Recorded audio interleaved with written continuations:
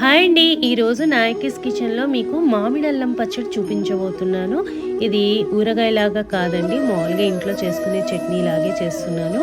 So ఈ మామిడి అల్లం పచ్చడి ఇడ్లీలోకి, దోశల్లోకి, అన్నంలోకి సూపర్గా ఉంటుంది. ముందుగా అల్లం అంతా శుభ్రంగా కడుక్కొని తడి ఆరిన తర్వాత ఇలా పీసెస్గా కట్ చేసుకొని మనము కొద్దిగా నూనెలో వేసుకొని పచ్చివాసన పోయేదాకా వేయించుకొని పక్కన పెట్టుకోవాలి.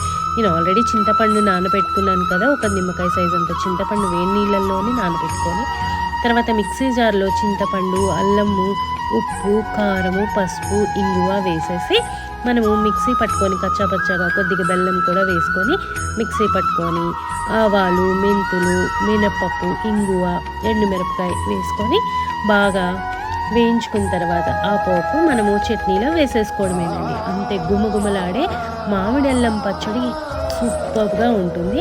ఒకసారి ట్రై చేసి చూస్తారు కదా మీరు కూడా.